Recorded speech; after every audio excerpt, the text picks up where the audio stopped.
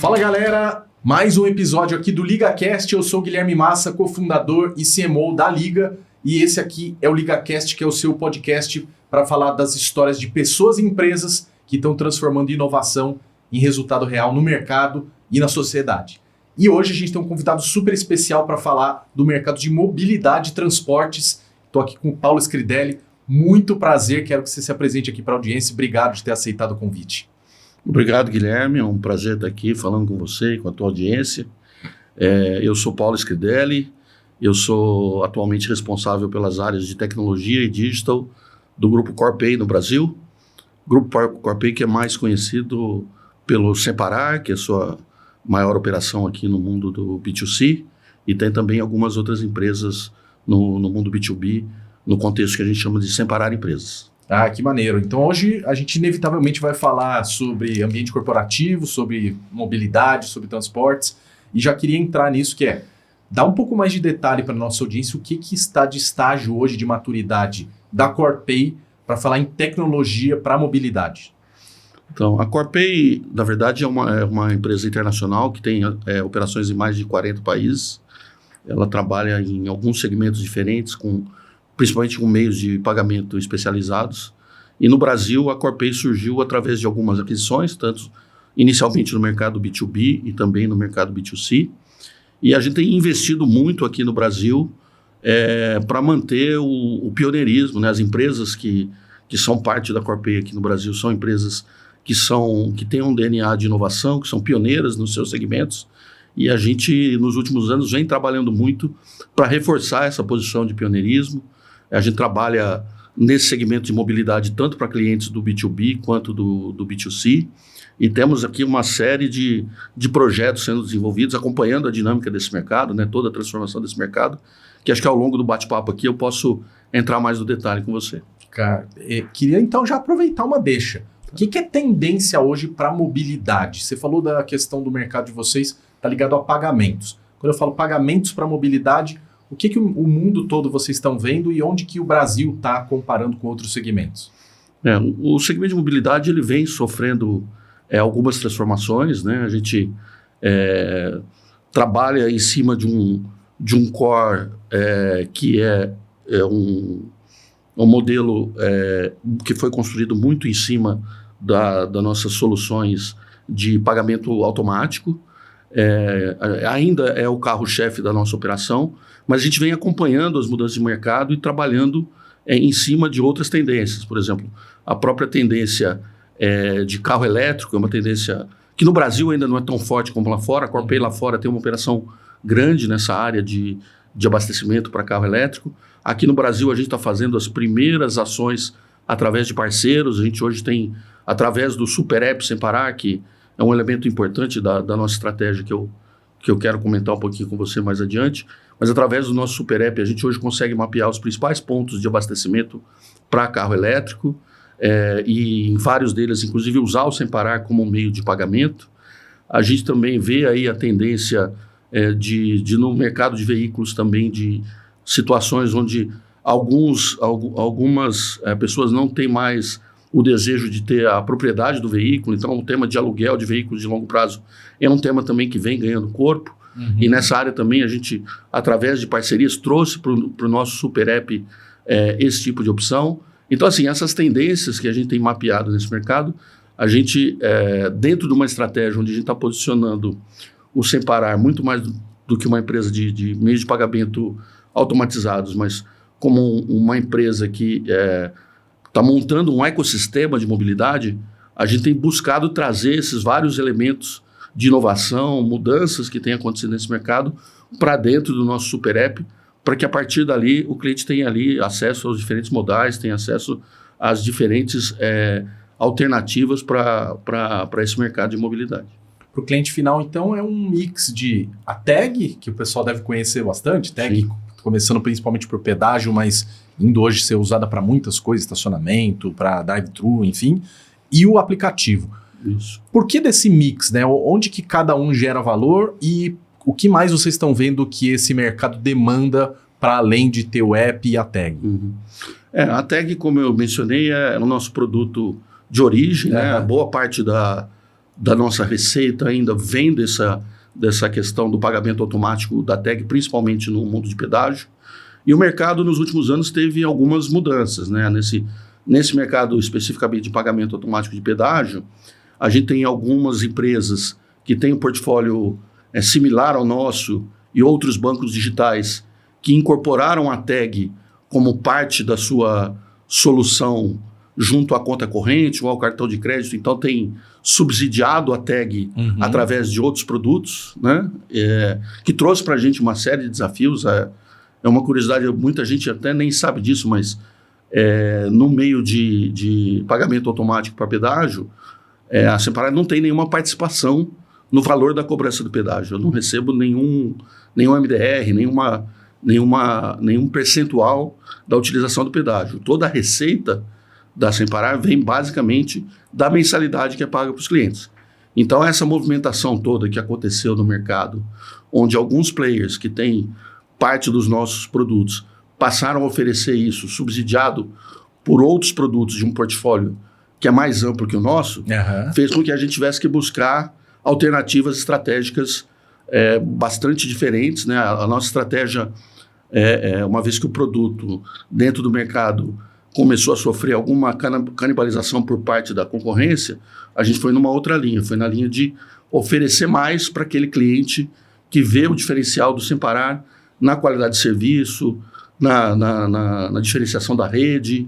Então, a gente atuou em algumas diferentes frentes dentro desse contexto de mercado. Acho que uma delas, nessa estratégia de levar mais valor para o cliente, foi uma estratégia de ampliação da nossa rede. A Semparar, até alguns anos atrás, eu tinha 800 conveniados. Hoje são mais de 6 mil conveniados. Nossa! Além das praças de pedágio, incluindo aí estacionamentos, incluindo os drive-thrus, incluindo o posto de combustível, né? Que é uma solução que é exclusiva do Semparar. O Semparar é a única empresa que tem uma solução de pagamento automático para posto de combustível. Então, a gente investiu na ampliação dessa rede, em levar mais valor para o cliente. Do ponto de vista de produto, a gente também atuou em criar mais alternativas de produto para diferentes perfis de cliente. Então, um produto que era quase que um produto único. A gente passou a ter variedade de produto para o cliente que tem um uso mais urbano, para o cliente que tem mais de um veículo na família, para o cliente que tem um veículo antigo. Então, a gente criou planos também para atender diferentes segmentos e entregar um valor mais próximo daquilo que aquele cliente, do que aquele cliente precisa. E a gente, além dessa frente de ampliação da rede, de levar mais valor para o cliente, onde a gente, além disso, também buscou novos casos de uso. A gente lançou recentemente uma solução de condomínios, onde você, com a mesma tag do Semparar, você pode entrar em condomínios residenciais ou condomínios comerciais. Então, de novo, esse é um primeiro elemento da estratégia, que é levar mais valor para o cliente, em cima daquele produto que ele já paga. Um segundo elemento importante da estratégia foi a ampliação dos nossos canais de vendas, né? A gente hoje também, se você hoje compra, por exemplo, um carro 0 quilômetros, 2 de cada 3 carros hoje saem da montadora com o tag do Semparar colado no vidro. Caramba! A gente foi dentro, a gente tem hoje acordos com as principais montadoras do mercado, e a gente foi dentro do processo fabril na fábrica mesmo, e no momento da montagem do veículo, você já tem um tag do Semparar colocado no para-brisa. Então já chegam no mercado, 2/3 de novo de todos os carros que são disponibilizados no mercado já chegam com a tag do Semparar. A gente fez acordos também importantes hoje tem um acordo importante com o Santander, que clientes do Santander usam o tag do Semparar num modelo similar àquele que eu mencionei da concorrência. A gente montou uma joint venture com a Caixa Econômica Federal também, que distribui todos os produtos do Semparar numa oferta co-branded em todos os seus canais de venda. Então, de novo, esse é um segundo elemento importante da estratégia. E, finalmente, a estratégia do app, né, do Super App que eu mencionei para você.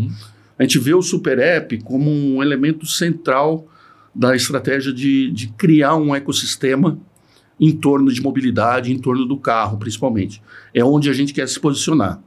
Hoje, dentro do Super App, a gente tem mais de 30 serviços diferentes que foram construídos ao longo do tempo, desde algumas ofertas construídas dentro da própria Semparar ou outras que foram disponibilizadas através de integrações com parceiros, para levar para o cliente esse valor, esse diferencial desse ecossistema de mobilidade.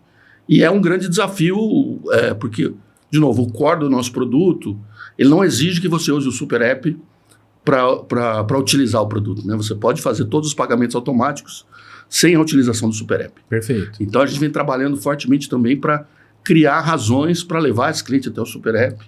Hoje, a gente tem mais de 4 milhões de usuários únicos no Super App, isso é mais de 60% da nossa base de clientes, que tem no mínimo ali uma transação por mês, e através disso o Super App tem se transformado cada vez mais em um elemento onde eu aglutino todo esse ecossistema de ofertas em torno do carro e criando essa visão além da tag, né? Que é até um dos nossos desafios, é se posicionar como além da empresa de tag. E o Super App é um dos elementos principais aí dessa estratégia. Nossa, que legal. Acho que se eu puder recapitular, então, o primeiro da estratégia tem muito a ver com, na verdade, não sei se é na ordem que você falou, mas dos casos de uso diferentes, daí muito a ver com o Super App, os canais de distribuição, com as parcerias, e que, de alguma maneira, você já estava falando um pouco sobre o comportamento do cliente, né, que está mudando, que quer talvez mais conveniência, e isso pegar no ponto da diferenciação, né, do Sem Parar. Queria que você falasse um pouco mais disso. De alguma maneira, apareceram mais concorrentes, mas indo muito nessa proposta de valor de agora você pode não pagar pela tag e passar no pedágio. E de repente o Sem Parar foi para um lugar de se diferenciar numa jornada, se eu posso falar assim, sem parar em um monte de lugares, né? Vocês já estavam percebendo que as pessoas estavam querendo essa comodidade, digamos assim, em um monte de filas e que o Sem Parar viraria esse serviço da fila VIP para além até da mobilidade? Isso dentro da nossa estratégia é algo que a gente já vem trabalhando há algum tempo, né? De como reposicionar o Sem Parar como a empresa que vai buscar reduzir a fricção nos diferentes momentos da vida do seu cliente. Né? E a gente tem um roadmap que foi construído a partir, né, do core do nosso produto, mas que aos poucos a gente vem trazendo elementos novos, tem produtos novos para sair do forno aí, interessantes também. Então a gente tem feito muita coisa nessa linha de oferecer mais para o cliente. A gente está fortalecendo o nosso core, né, como eu falei para você, criando a diferenciação, dando mais razões de uso, mais locais de uso, diferentes planos, mas ao mesmo tempo a gente tem construído algumas outras ofertas que vão ser o novo core da empresa, em adição ao que hoje é o produto principal. Então todo esse trabalho que tá sendo feito vai nessa linha de posicionar o Sem Parar cada vez mais como alguém que está muito além da tag, mas que é a solução para o cliente em torno do ecossistema do automóvel, do ecossistema de mobilidade. Entendi. Deixa eu pegar esse gancho então para explorar mais. Quando a gente fala do Sem Parar claramente como tag, as pessoas inevitavelmente vão associar o automóvel e aos casos de uso principais, talvez para a companhia hoje, que é você dentro do seu automóvel. Mas quando você fala do Super App, pode-se olhar para outros contextos. Isso também está no roadmap de vocês de olhar para fora do automóvel ou a princípio já tem mercado suficiente para o indivíduo mais o automóvel? Eu acho que assim, a questão de tirar a fricção da interação do cliente no dia a dia, ela pode sim ir além do automóvel. O nosso roadmap de curto prazo é algo que está mais focado em realmente a gente se posicionar como a principal empresa nesse ecossistema de mobilidade. Ótimo. Mas não significa que no futuro próximo a gente não tenha também a ambição de atuar em alguns outros processos, sempre dentro desse contexto de melhorar a experiência do cliente, de reduzir fricção, que a gente não possa também fazer alguma coisa fora do mundo do automóvel. A gente tem, inclusive, algumas primeiras iniciativas que começam a ficar independentes da própria tag, né? Porque hoje a maior parte dos produtos que a gente tem são produtos que são complementares ao uso da tag, usam a tag como o meio de pagamento. A gente hoje tem as primeiras iniciativas que começam a não ter essa dependência da tag, mas ainda no ecossistema de mobilidade. Né? A gente tem uma iniciativa muito interessante que a gente lançou em 2022, que tem sido super bem sucedida, por exemplo, que é a utilização a gente montou uma corretora de seguros e a gente construiu em torno desse mundo do veículo uma série de pequenos seguros, que a gente chama de microseguros, através do Super App. No primeiro momento, isso está sendo feito dentro da própria base de clientes. A gente ainda não saiu a mar aberto com esse tipo de oferta, mas dentro da base de clientes, levando esse tipo de oferta que é bastante complementar, né? Um cliente do meu app que hoje já tem uma mensalidade, já tem uma recorrência com o Semparar.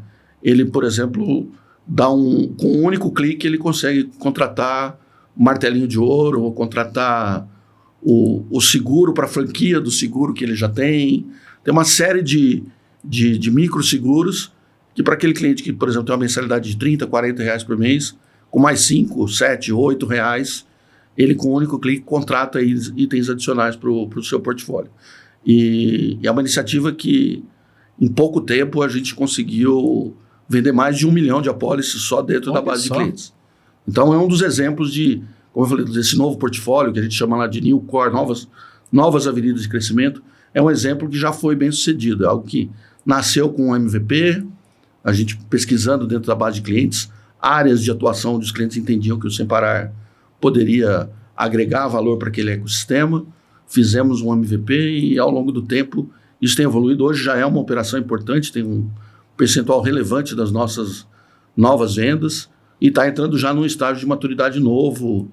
Acho que a gente agora tem buscado enriquecer esses microseguros, essas ofertas de microseguros, com toda a inteligência de dados e de comportamento do cliente que a gente tem, que praticamente só a gente tem, né? Então, para dar um exemplo, a gente lançou recentemente um seguro auto diário, onde você pode, no teu app, deixar configurado que toda vez que você passar numa praça de pedágio na estrada, você ativa um seguro por 24 horas.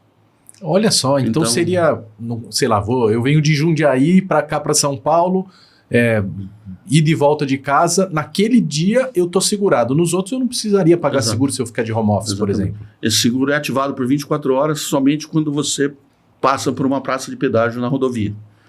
Então, que é normalmente um momento que você, quando está na rodovia, você quer ter assistência, você quer ter seguro do teu veículo, Sim. você quer ter...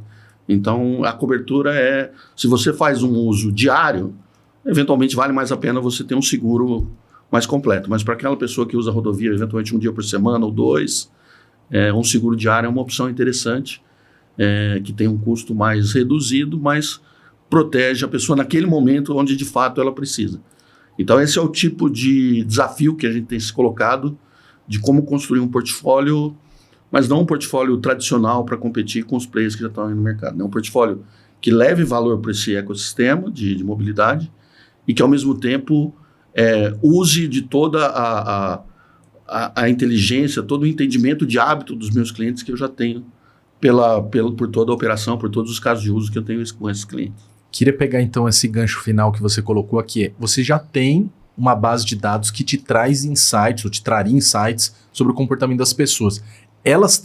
Esses dados estão sendo usados para reavaliar a jornada e pensar em um novo portfólio para a empresa, é isso? Ou a princípio está mais em pesquisa de mercado ou de entrevista com os clientes? Como é esse processo de criar novas soluções? Não, hoje, toda essa parte de inteligência de dados ela tem um papel fundamental em praticamente todos os processos, desde criação de um novo produto, até geração de leads, até mensuração de resultados dos MVPs. Hoje, dentro, inclusive, do nosso modelo de agilidade, os principais squads já nascem com um cientista de dados, um analista de dados dentro do próprio squad. Então, desde a origem do produto, desde os primeiros brainstorms, desde os MVPs, já tem alguém que está ajudando a enriquecer e a direcionar a evolução do produto de acordo com o resultado colhido com os clientes. A evolução da nossa oferta de microseguros foi bastante nessa linha também. A gente começou apontando para alguns lugares, com alguns targets de cliente, ao longo do tempo, com a experimentação e com o resultado do MVP, analisando os dados, as pesquisas com o cliente, a gente foi redirecionando até encontrar aquele nicho que é o nicho de maior produtividade. Então, hoje, a utilização de dados ela é super estratégica, é fundamental para todo o nosso ciclo de desenvolvimento, manutenção de produto. Você cuida também da cadeia de dados dentro da empresa. Sim. O quanto que isso é uma jornada de ensinar as pessoas a tomar mais propriedade sobre manipular ou sobre analisar dados? Para o Semparar já era uma coisa mais natural ou teve um momento ali de transformação para a companhia? Isso foi a gente trabalhou muito forte numa transformação nos últimos anos. Separar é uma empresa que sempre teve muito acesso a essas informações de clientes, né? Esse volume de dados. Nós temos uma base hoje de 7 milhões de clientes, então você tem muita informação bastante útil, mas era um dado que não estava tão organizado. Você tinha silos, áreas que tinham seus próprios modelos de dados, réplicas, você tinha alguns elementos de arquitetura que, inclusive, além de redundantes, às vezes levavam a resultados diferentes. Então, o trabalho que a gente fez a partir do time de tecnologia e digital foi, primeiro, construir uma nova plataforma, né? A gente trabalhou, primeiro, para construir um novo chassi com um data lake na nuvem, usando as principais funcionalidades para a gente conseguir dar robustez e velocidade para aquilo que a gente queria, entendendo a importância daquilo. E a gente desenhou um modelo de governança que a gente chama lá de uma comunidade de dados. Eu, como tecnologia, não quero ser o dono dos dados, né? E entendo que boa parte do expertise de como tirar a melhor informação dos dados não está na área de tecnologia, está nas áreas de negócio que vão precisar do dado, mas, ao mesmo tempo, eu quero evitar shadow IT, eu quero evitar redundâncias, eu quero evitar mau uso de recursos da empresa. Então, a gente desenhou um modelo onde a área de tecnologia construiu esse framework, a área de tecnologia ela liderou um processo de consolidação dos principais dados até existentes e reorganização desses dados de uma maneira que eles fossem mais úteis e acessíveis às áreas de negócio. E, ao mesmo tempo, a gente vem disponibilizando para áreas de negócio sandboxes, áreas de trabalho, onde as áreas podem fazer as suas próprias manipulações de dados. Às vezes é uma manipulação que é para uma demanda específica, que você terminou aquela utilização, você não reaproveita aquele dado. Quando a partir daquilo surge algo que tem valor corporativo, aquele novo modelo passa a ser incorporado à base corporativa da empresa. Então, hoje é como se ele tivesse uma base principal, que essa sim é gerenciada e mantida pelo time de tecnologia, e vários satélites onde as áreas podem fazer suas experimentações, extraindo e correlacionando com os dados dessa base principal. E a partir dessas experimentações surgem coisas que são ou não incorporadas a essa base principal da empresa. Então, é uma comunidade que envolve praticamente todas as áreas da empresa. Hoje, além de estar presente dentro dos squads, como eu mencionei, praticamente todas as áreas da empresa têm seus cientistas de dados. E a gente trabalha de uma maneira, tanto para definir o roadmap de evolução, quanto para definir as prioridades, de uma maneira coordenada dentro dessa comunidade. Que legal, hein? Nessa hora, vocês já tinham os recursos ou você teve que trazer gente de fora para meio que dar um choque de, olha, gente, agora vai ser um outro modelo? Parte dos recursos que já existiam lá, que tinham o conhecimento do negócio, eles foram reaproveitados e reciclados. A gente treinou algumas pessoas que estavam lá em novas tecnologias e novas soluções, mas para acelerar esse processo, a gente teve que trazer também gente do mercado que tinha uma expertise tanto do ponto de vista de tecnologia, quanto do ponto de vista de modelagem, do ponto de vista de análise dos dados.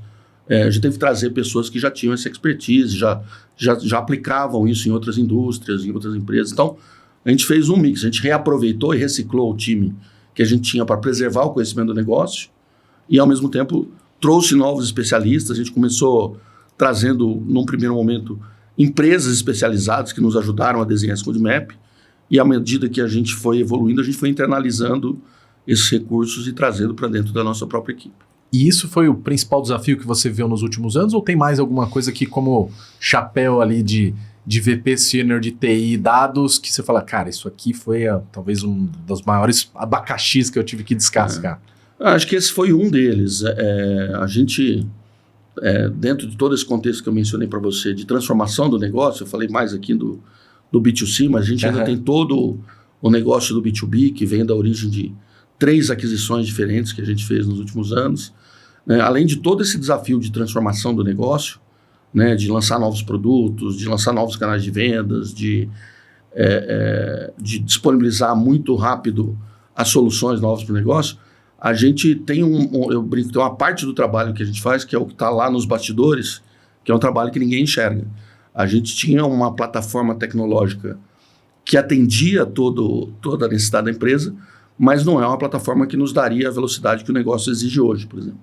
Então, há quase 4 anos atrás, a gente começou todo um roadmap também de transformação da plataforma tecnológica, mudando as soluções tecnológicas que até então suportavam o negócio. E a gente optou por fazer uma transformação progressiva, não fazer um Big Bang, nem esperar a solução passar a ter problema. A gente tinha uma solução super estável, atendia um negócio. Tudo nuvem ou uma parte... Nesse momento, quando a gente começou essa transformação há cerca de 4 anos atrás, estava quase que 100% on-premise. Tá? E a gente entendia que aquela solução era adequada para o negócio naquele momento, mas com a velocidade de transformação do negócio, se a gente não começasse a trabalhar nessa transformação, aquilo rapidamente viraria uma barreira para o crescimento do negócio da maneira como a gente vislumbrava. Então, além da transformação que houve de dados, que é um dos exemplos, a gente teve que mudar toda a nossa arquitetura, toda a nossa plataforma, e aí entra toda a parte de jornada para nuvem, de automação, de desenvolvimento, toda a parte aí dos jargões aqui, tecnologia, toda a parte de DevOps. Né? Vocês ainda adicionaram a questão do data dentro, né, do DevOps, aí, pelo que você está falando. Exato. Então, teve toda a parte de DevOps, transformação de arquitetura, jornada para nuvem.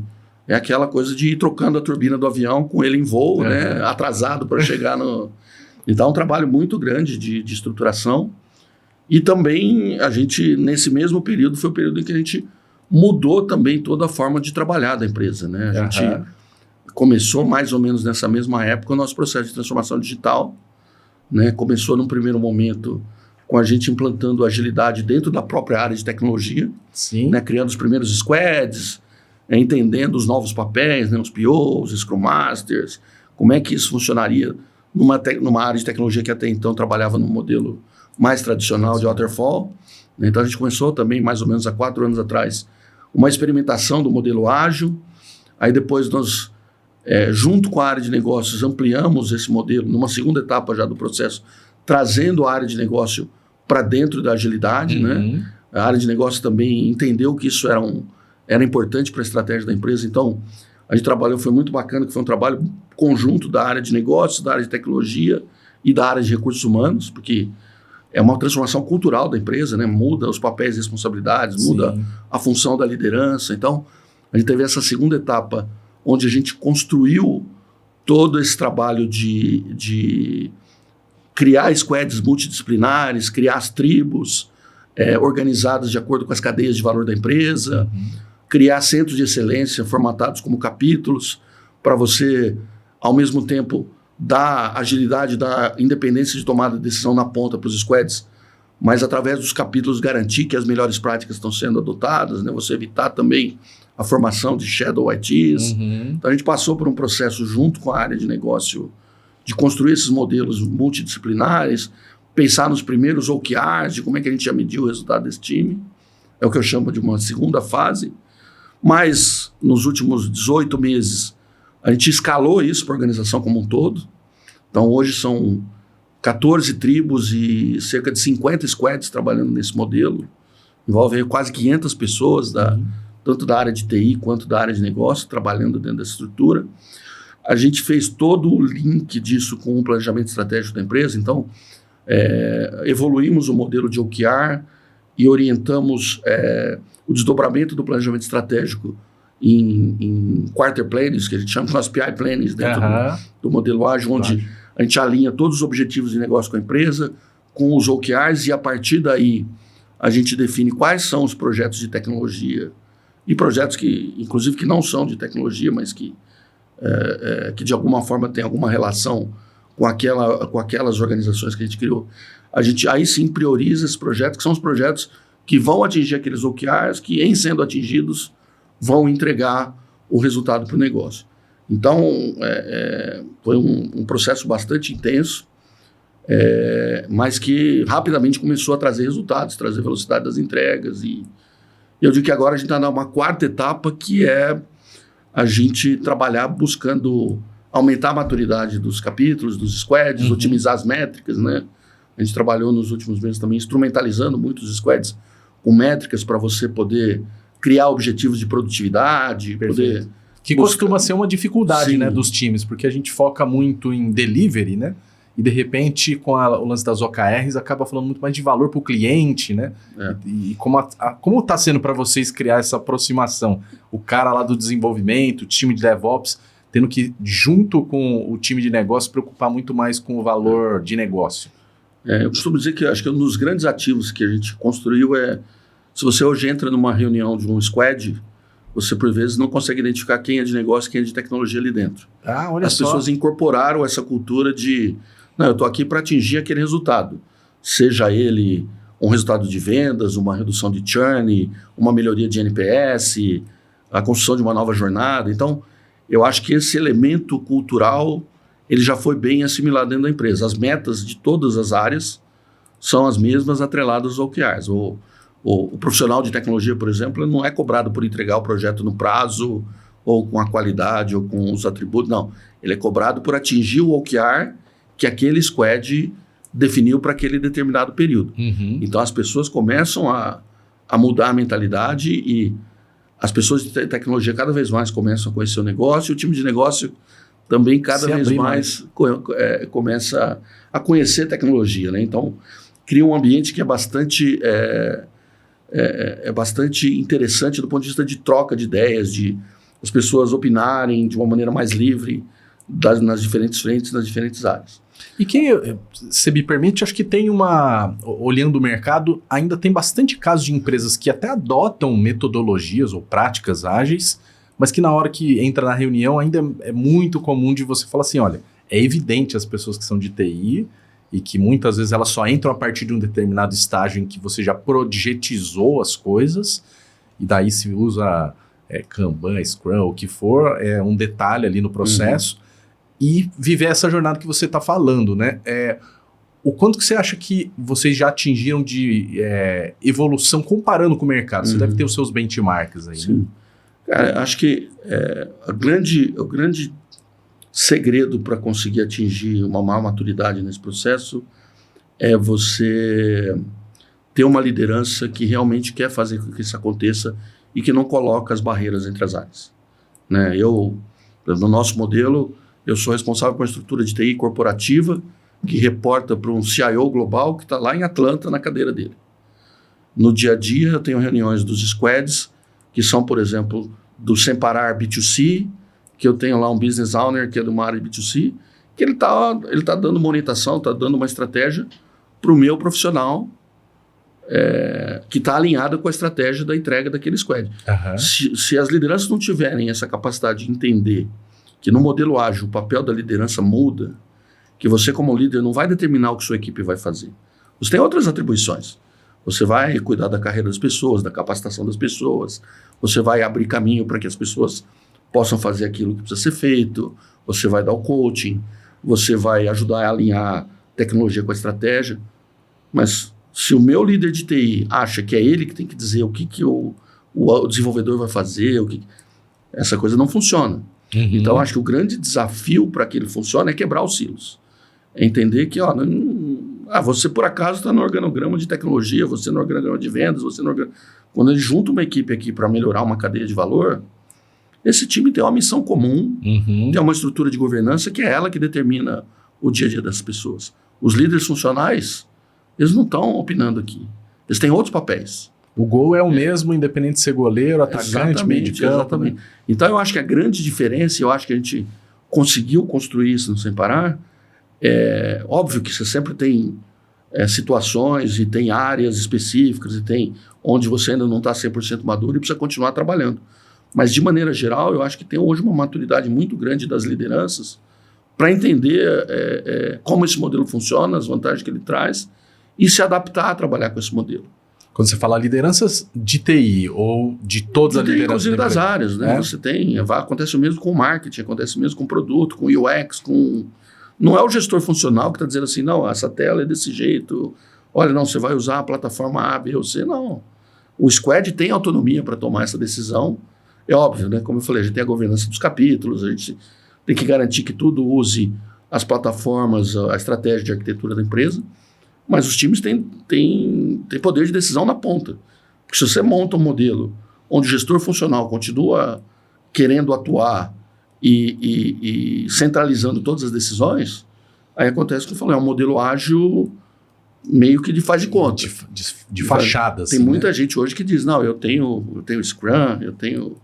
Mas se você entra ali, mergulha, vai ver que a coisa não está funcionando como deveria. Inclusive porque parte central, né, do modelo de agilidade prevê a coisa do menos foco no processo em si, mas na geração de valor. Exato. E daí quando a gente vai para as áreas de negócio, muitas vezes elas estão tão distantes da agilidade, você fala, como que eu vou gerar valor se a área de negócio está longe, né?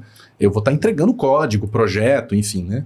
E tem um outro tema também que está ligado à cultura, que é importantíssimo, que é você, de alguma forma, ter uma cultura que seja tolerante ao erro.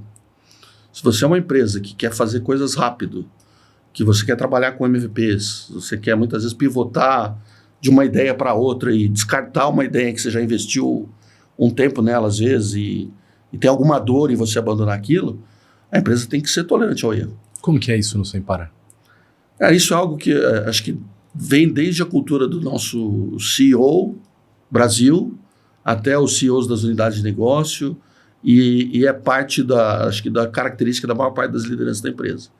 A gente tem um bom nível de tolerância ao erro. Acho que assim, é óbvio que a gente tem metas a cumprir, quer errar o mínimo possível, mas quando você ousa, quando você seta desafios muito grandes, alguns deles vão funcionar e outros não. O jeito de não errar, quando você não quer errar, muitas vezes é o quê? Você setar metas pouco desafiadoras. Você nunca vai errar. Ou fazer as coisas que você já está tão acostumado, né? A gente prefere trabalhar com metas sempre super desafiadoras, quando você bate o olho e fala, isso aqui é quase impossível de ser feito. E, 60%, 70% delas nós vamos fazer. As outras não fizemos, ficamos no meio do caminho, ou fizemos.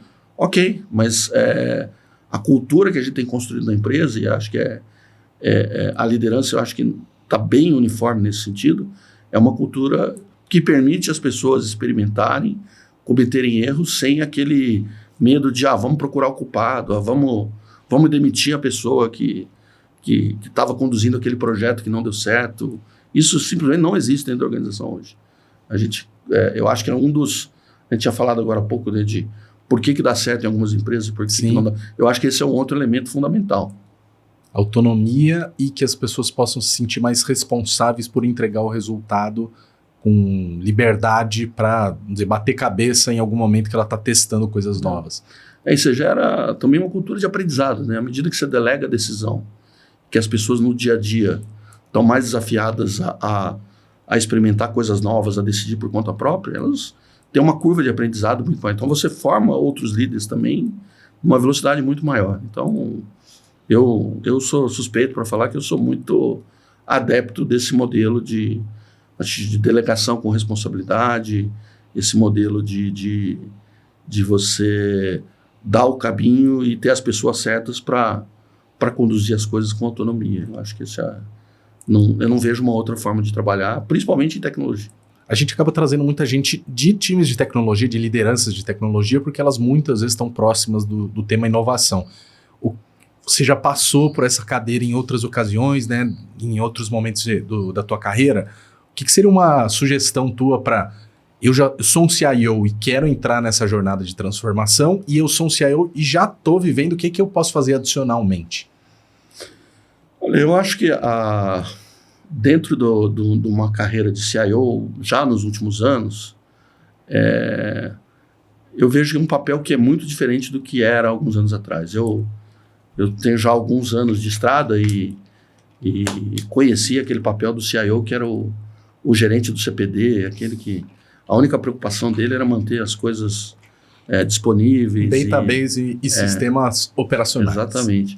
Então, hoje o CIO, eu acho que ele tem que conhecer muito bem o negócio e que ele está ali colocado para suportar e para ajudar a gerar diferenciação. Se você não conhece o negócio, não conhece o produto da tua empresa, não conhece o que os concorrentes têm, você não vai conseguir fazer o teu papel. Porque o papel hoje vai muito além de você executar as demandas que vêm da área de negócio. Não existe mais esse modelo, que é o antigo modelo Waterfall, né? Você recebe um projeto, às vezes, com um escopo... Você fica 3 meses definindo o escopo de um projeto, aí depois mais 6 meses para entregar, e quando você entrega, o mercado mudou, a empresa mudou, e aquele projeto muitas vezes nem entra em produção. Então, acho que hoje, para você ser um bom CIO, você primeiro tem que ser uma das pessoas do board ali, do comitê executivo da empresa e pensar como elas, e entender o negócio tanto quanto o teu CEO, quanto o teu diretor de vendas, o teu diretor de marketing. Eu acho que é fundamental isso, você conhecer o mercado, o produto, a tua própria empresa. Outro ponto é você, acho que trabalhar também num conceito onde você entende que as coisas mudam numa velocidade muito rápida, tem temas super complexos e desafiadores, e que você não vai ser o cara que vai conhecer tudo aquilo. Você tem que se cercar na tua equipe de pessoas que conhecem mais dos tópicos que são importantes para a área de tecnologia, que conheçam mais do que você. É você aprender a lidar e montar uma equipe com pessoas que em cada tema específico tenham conhecimento eventualmente maior do que o seu, que vão te desafiar e que vão ajudar a transformar a empresa com você. E aí é um pouco do modelo de trabalho também que eu mencionei, né? Você tendo uma equipe capacitada, você entendendo os desafios de negócio, o principal papel do CIO para mim é transformar essa visão da estratégia do negócio para as necessidades de TI, num primeiro momento, para fazer, digamos, a parte mais reativa do trabalho, mas também entender o que está mudando em tecnologia que pode ajudar a alavancar o negócio. Então, não é simplesmente você responder às demandas, mas é você influenciar as demandas e eventualmente gerar novas demandas. Dentro do Sempar hoje tem discussões, tem novas ofertas, novas jornadas que surgem a partir de alguma ideia, de alguma coisa que surgiu dentro da área de tecnologia. Então, eu acho que essa questão de trabalhar de uma maneira muito... eu estou aqui... Tinha aquele conceito, eu sou uma área de staff, uma área de apoio. Uma área de apoio, de suporte. TI é uma área de apoio que está aqui para entregar o que a área de negócio demandar. Eu acho que não, a área de TI tem sim que entender que ela tem que fazer as entregas alinhadas com a demanda de negócio, mas eu acho que é uma área que tem que buscar protagonismo, tem que buscar gerar valor para a empresa, gerar diferenciação, também em temas de tecnologia. Né? Eu acho que esse é o grande ponto.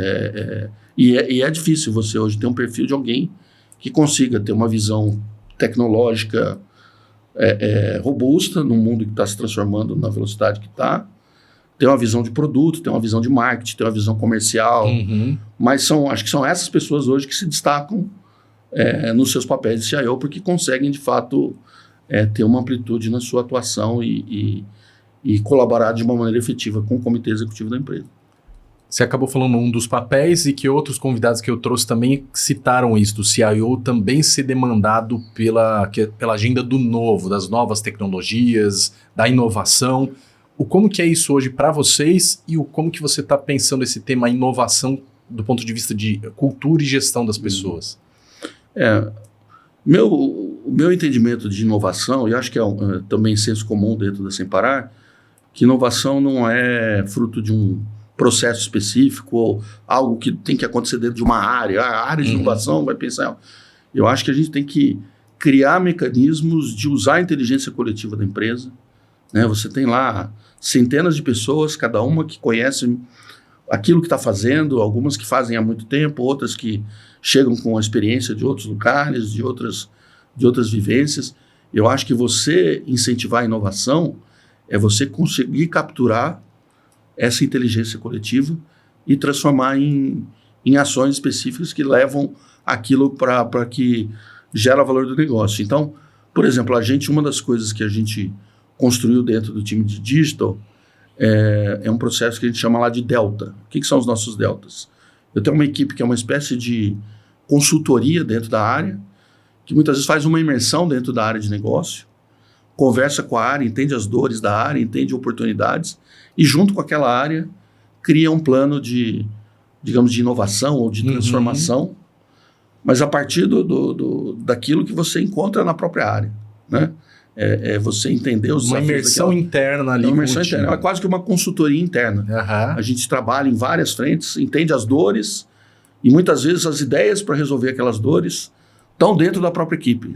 Quem mais conhece as alternativas para resolver aquilo. O que você precisa ajudar é colocar um pouco de método, dar um direcionamento, subir a prioridade, é dar visibilidade para aquilo. Mas, de novo, a maior parte da inteligência daquilo que precisa ser feito já está ali, está dentro das próprias áreas. Então, a gente, como tecnologia, a gente tem trabalhado muito com esse conceito que eu citei, por exemplo, a área de dados, com o conceito de comunidade. Uhum. A gente recentemente, por exemplo, criou também o conceito da comunidade de inteligência artificial. O que é a comunidade de inteligência artificial? A gente convidou todas as pessoas interessadas no tema, com diferentes níveis de proficiência, de áreas diferentes, a participar da comunidade. E essa comunidade a gente criou alguns elementos diferentes, a gente criou uma governança, de novo, para evitar ações também redundantes. A gente tem hoje fornecedores batendo em todas as áreas, oferecendo alguma coisa de IA. Uhum. Se cada área sair fazendo por conta própria alguma coisa, a gente vai desperdiçar recurso e nunca vai ter um modelo eficiente. Então, um dos objetivos dessa governança é vamos centralizar a gestão disso, vamos fazer isso de uma maneira organizada, vamos otimizar os usos de recursos da empresa. E até compartilhava, né? Que as pessoas possam trocar as várias soluções que né? são... Aí tem uma parte, tem um grupo que a gente criou, que é um grupo que tem a missão de fomentar o conhecimento de IA e o uso de IA nas pequenas coisas do dia a dia, nos ganhos de produtividade, em pequenas automações. Não estou falando nem da IA generativa aqui. Muitas vezes a IA a IA mais tradicional, que junto com a onda da IA generativa, a gente está puxando isso. Então, esse grupo hoje cria conteúdos, cria treinamentos, propõe trilhas de capacitação e trazendo as pessoas para se capacitarem e para construir soluções simples dentro da sua própria área.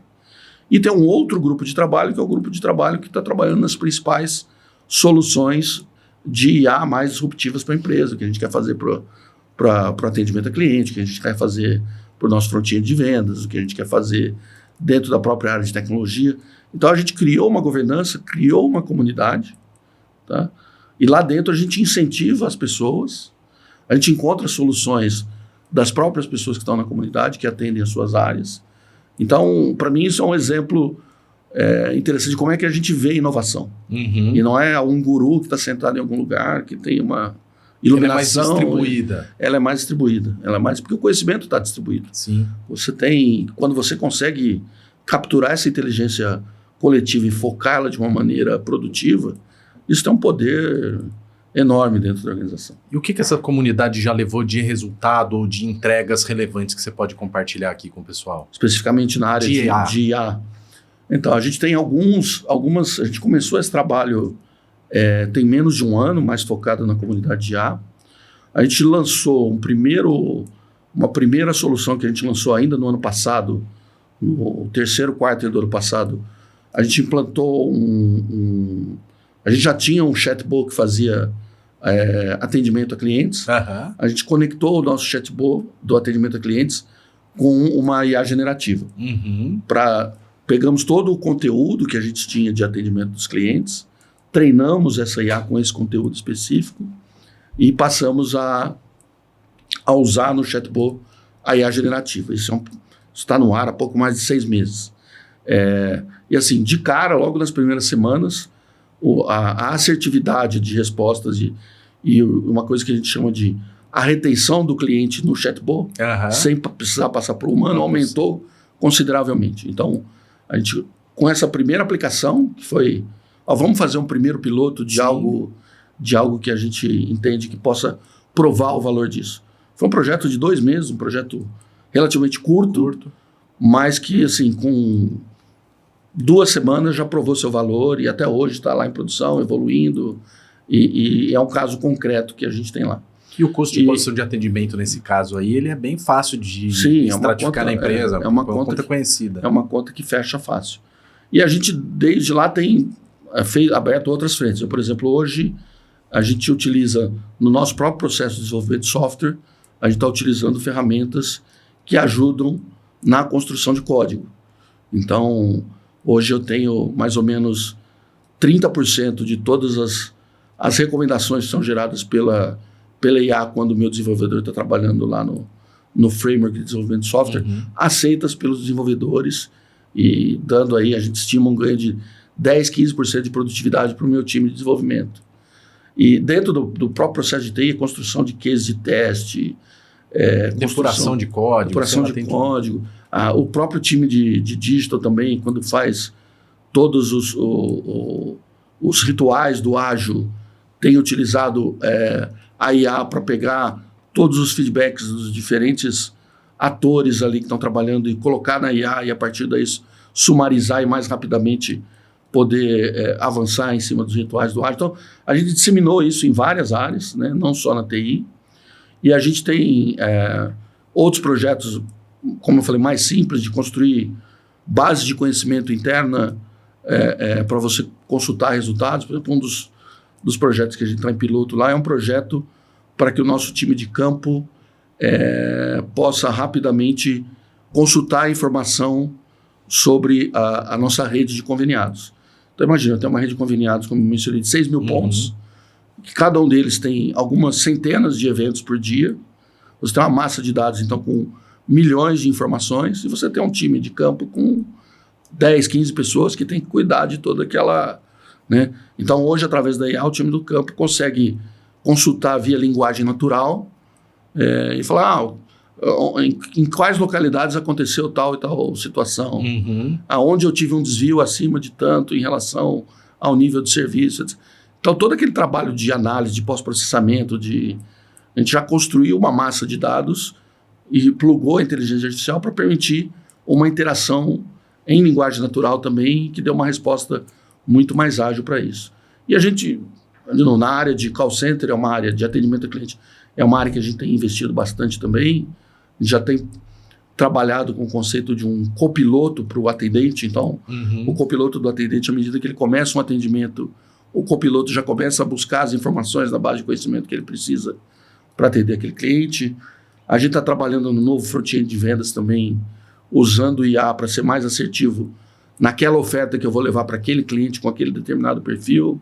Então, assim, a gente tem dezenas de casos, a maior parte deles ainda está em evolução, está em teste, mas a gente entende que tem um potencial enorme aí de revolucionar o resultado da empresa com a adoção de IA. A gente tem buscado pilotar isso de novo em toda a comunidade, nas diferentes áreas, e aí eu vou ter desde alguns ganhos incrementais em otimização de processo, até algumas coisas mais disruptivas, que são aquelas onde a gente realmente vai colocar energia, vai colocar esforço e colocar recurso para fazer acontecer. Do que talvez você falou no início, que era a própria empresa criando novos produtos a partir de olhar mais a fundo os dados que você já tem muito, né, de comportamento do cliente, e daí a IA generativa agora servir como uma camada de buscar essa inteligência com mais rapidez, né, de acessar essa inteligência com mais rapidez. E a própria personalização, né, um grande desafio que a gente tem. Eu tenho uma base com 7 milhões de clientes e um portfólio que está cada vez mais complexo. Eu não posso tratar esses 7 milhões de clientes com a mesma régua de relacionamento, exibir para eles os mesmos banners, oferecer para eles os mesmos produtos. Eu tenho que ter uma segmentação inteligente desse cliente. Perfeito. Então, a IA também é um elemento importante que a gente está avaliando para apoiar nessa segmentação do cliente, para eu tratar o cliente de uma maneira onde ele entenda que aquilo que eu estou levando para ele de informação, de oferta, é algo que de fato é útil para ele. Né? Porque é uma das maneiras de eu reter ele, inclusive, no meu Super App. Porque se ele entra no Super App e recebe pela 15ª vez aquele mesmo banner que ele falou, isso aqui não me interessa. Ele, para achar o que interessa para ele, que eventualmente é a fatura, ele precisa navegar por 15 menus você vai perdendo esse cliente. Né? Então, acho que nesse tema da personalização e de levar uma experiência mais customizada para o usuário, eu acho que a IA pode nos ajudar bastante. É uma coisa que a gente está começando a tatear. Hoje a gente trabalha com personalização por métodos, digamos, mais convencionais, mas a gente vê que a IA tem um potencial grande para nos ajudar nessa frente também. A gente ainda está falando de inovação e você já deu a deixa ali do Super App, né? Queria que você explorasse um pouco mais o quanto que essa ferramenta hoje é crítica para o futuro, né, da estratégia do Sem Parar e o quanto de inovação que vocês já estão conseguindo agregar. Eu sei que a gente tem desenvolvido, inclusive juntos, né, algumas iniciativas para colocar mais serviços lá dentro. Conta um pouquinho dessa jornada do Super App e de agregar inovação nele.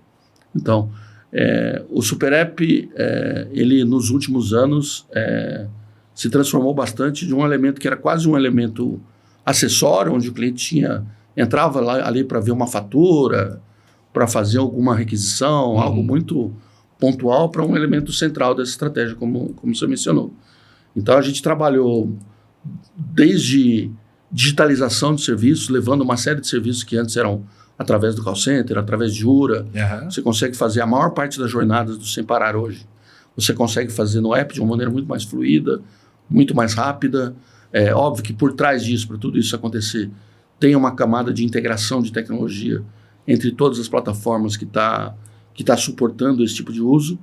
A gente tem trabalhado nesse conceito de ecossistema, trazendo soluções de parceiros e outras soluções de mercado. Então, hoje no Super App, você pode ir lá e já tem o dado do teu carro, você consegue ver o valor dele na tabela FIPE, através da integração de um dos parceiros. Inclusive, recentemente, a gente adquiriu uma parte da propriedade da empresa, que é a Zapay. Você consegue pagar IPVA, débitos veiculares, fazer parcelamento disso. Você tem soluções para reservar o carro, por exemplo, reservar uma vaga de estacionamento para um show que vai acontecer daqui a 10 dias. Você pode, no wallet que você deixou teu carro, pedir pelo app para que alguém traga teu carro antes de você ir até lá. A gente tem soluções de cashback integradas com a parte de abastecimento. Você abastece Sem Parar hoje, você tem 2% de cashback de tudo que você gasta ali. Então, como eu tinha citado, que são mais de 30 funcionalidades hoje, algumas inclusive que vieram de alguns dos bets de inovação que a gente fez junto com a Liga, onde a gente sempre teve para esses bets uma visão bem pragmática de encontrar ali parceiros que a gente pudesse trazer para dentro do ecossistema. Então, por exemplo, parceiros para a parte de lavagem de veículos, para a parte de aluguel de veículos de longo prazo.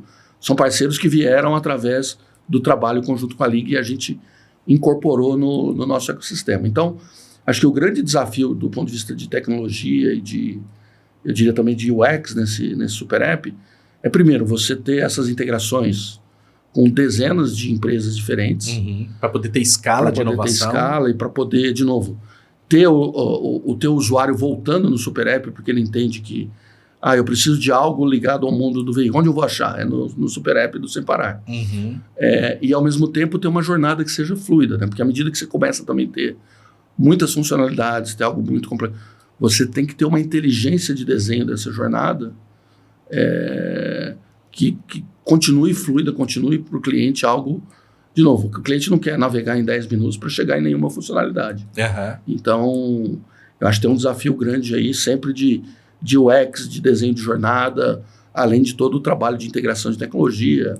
E aí tem toda a parte, como eu mencionei também, de arquitetura, de capacity, né? Você ter um app com 4 milhões de usuários únicos, quando você manda, por exemplo, um push de uma determinada promoção, ou que você tem centenas de milhares simultaneamente entrando no app, você precisa ter uma arquitetura robusta que permita que aquilo dê uma experiência de performance e usabilidade, mesmo no momento de pico. Então, do ponto de vista de tecnologia, aquela parte toda que eu mencionei de evolução da plataforma tecnológica é importantíssima. Para garantir que a gente continue escalando essa quantidade de usuários, de jornadas e de integrações com uma boa qualidade de serviço, com uma boa performance. Tem que ser tão fluido quanto passar no pedágio e a cancela abrir na hora que você passar. Exatamente. E a gente tem times dedicados hoje, no caso do app, por exemplo, ele funciona para a gente, porque tem vários dos squads que acabam, de alguma forma, tendo alguma dependência com o app. Então, o app hoje é o que a gente chama de um enabler dentro da nossa plataforma. Eu tenho uma equipe que tem essa preocupação, além de toda a parte específica que vai entrando de cada produto, tem alguém que está olhando para o app com essa visão mais ampla para garantir essa consistência, para garantir a experiência do usuário também. Que demais. Paulo, eu falei que o papo ia fluir e a gente já está em cima da hora aqui para finalizar o episódio. Queria que você terminasse dando um momento Se Liga, que é basicamente como que você quer que o pessoal te acompanhe, o que de novidades eles podem acompanhar do Sem Parar nos próximos meses e sugestões que você tem para o pessoal continuar essa jornada de inovação para quem acompanha aqui o LigaCast. Bacana. Falando primeiro para quem quer investir sua carreira nessa área e quem como eu é um apaixonado por tecnologia eu vejo muito a área de tecnologia como uma das áreas onde as pessoas têm mais oportunidade de se alavancar se ela tiver foco, dedicação. Eu acho que realmente é uma área de oportunidade, até pode ser uma área até de, acho que ascensão social para muita gente que batalha e que tá começando, procurando o primeiro emprego. Algum foco específico dentro de TI? Então, eu acho que a gente, dentro de tecnologia, em geral, a gente sempre tem muitas oportunidades. Mas eu acho que que ao longo da minha carreira tive a oportunidade, né, de trabalhar em algumas bolhas que ajudaram a alavancar minha carreira, né? Eu trabalhei lá, comecinho da minha carreira, depois de ter circulado por várias áreas. Eu sou engenheiro mecânico por formação, né? Sempre gostei de tecnologia, mas eu sou engenheiro mecânico. Eu comecei a trabalhar em TI logo no começo da minha carreira, circulei por todas as áreas. Aí, quando comecei a ouvir falar de uma tal de internet, eu fui lá, bati lá na porta da Folha, falei, vocês estão montando um provedor aí e tal? Acabei sendo um dos funcionários que participou do Startup do Universo Online. Olha só. Lá em 1996, porque eu vi, a internet vai ser algo que... Aí depois veio a coisa do comércio eletrônico. Eu saí do UOL, montei minha própria empresa, com sócios e fui empreender, tive uma empresa por 2 anos, acabei vendendo essa empresa para um grupo americano depois. Na época do .com ali. Na época dos .com, né? Aí depois peguei a onda dos data centers, né? Eu queria conhecer melhor aquilo e tal. Participei do startup do que hoje é Activity. Eu brinco, eu entrei lá, nós começamos o projeto em 7 pessoas. Quando eu saí, eram 23 mil pessoas na empresa. Fiquei 10 anos lá, foi super rico. Depois quis conhecer o mundo de telecom, mobilidade. Passei mais um tempo na Telefônica Vivo, depois na GVT. Então são bolhas que eu acho que aconteceram de desenvolvimento, que quem capturou, quem estava lá, conseguiu se alavancar na carreira. Eu acho que a gente está... Por que eu estou fazendo essa retrospectiva aqui? Porque eu acho que a gente está vivendo um momento, novamente, com toda essa parte de dados e da IA, onde as coisas vão evoluir numa velocidade acima daquela que a área de tecnologia já costuma evoluir. Eu acho que tem uma grande fonte de oportunidade para quem gosta e quem quer investir nessa área. Eu acho que muita gente pode desenvolver e se alavancar na carreira em cima disso. Tem muito empreendedor, tem muita empresa, mas mesmo dentro do mundo corporativo, dentro das empresas, acho que as empresas estão carentes de pessoas com esse conhecimento. Acho que tem uma baita oportunidade ali de alavancar carreiras em cima dessa nova... Né?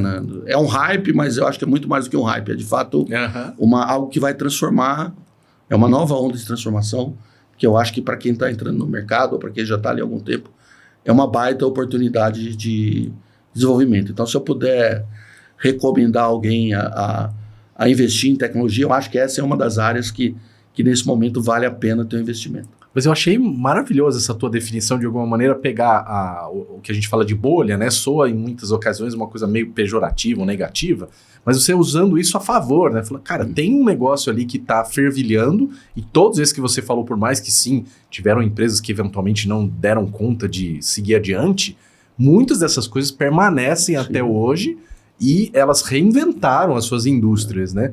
Então, achei bonito de você falar, olha, acompanhe as bolhas de certa maneira, porque ali tem oportunidade. São momentos onde as coisas acontecem numa velocidade diferente. Né? Eu alavanquei toda a minha carreira, de novo, alguém que não tinha uma formação na área de tecnologia. Sou engenheiro formado pela USP, com uma pós-graduação em administração de empresas. Tecnologia era um hobby, mas acabei me interessando por algumas tendências, e corri atrás de trabalhar em algumas das empresas que estavam liderando cada uma dessas iniciativas, e isso ajudou a alavancar minha carreira, não tenho dúvida. Eu acelerei muito algumas mudanças de posição na minha carreira, ganhando conhecimento muito rapidamente em empresas líderes em segmentos que estavam se transformando. Então, eu acho que, de novo, ter um olhar atento para essas oportunidades, eu acho que é sempre bacana, e tecnologia vira e mexe tem, além de já ter uma tendência de crescimento por si só, vira e mexe tem essas bolhas ou esses movimentos que trazem oportunidades mais concentradas ali, que a gente tem que aproveitar. Como que o pessoal te acompanha aí na internet, já que você já está lá dos primórdios e acompanha também o Sem Parar? Bom, Sem Parar, a gente tem um trabalho bastante ativo nas redes sociais, né? A gente tem lá tanto no LinkedIn quanto no Instagram. Acho que a gente pode acompanhar tanto a Corpay quanto Separar e Separar Empresas. No meu caso, eu uso bastante o Instagram, mas principalmente o LinkedIn, para postar coisas mais ligadas ao mundo de tecnologia, ao mundo de trabalho. Então, LinkedIn/P Scridelli. Quem quiser está super convidado aí para compartilhar informações, para dividir ali, para participar do meu networking. Eu cultivo um networking, já sou usuário do LinkedIn, acho que há quase 20 anos, quando ele nasceu. Então tem um bom networking que eu cultivo ali. Estou super aberto para ter novas pessoas ali fazendo parte desse networking também. Muito bom. Paulo, super obrigado aqui por participar desse episódio do LigaCast. Eu que agradeço, espero que tenha sido interessante e útil para todos aí da sua audiência. Pessoal, excelente episódio, porque a gente pega o gancho aqui, acaba falando de mobilidade, mas de repente está falando de transformação, de cultura, de agilidade, e de repente termina aqui com o Paulo dando uma aula de como você pode aproveitar esses booms, né, do ambiente de tecnologia para alavancar a tua carreira, independente de você ser da área de tecnologia ou não, mas aproveitar esses movimentos. Quero te convidar para acompanhar os próximos episódios. Se você perdeu algum, tem outras feras que também têm posições de destaque em tecnologia que estão aqui no nosso canal no YouTube e no Spotify da Liga. Te convido a seguir a gente lá e ficar de olho nos próximos episódios. Um grande abraço.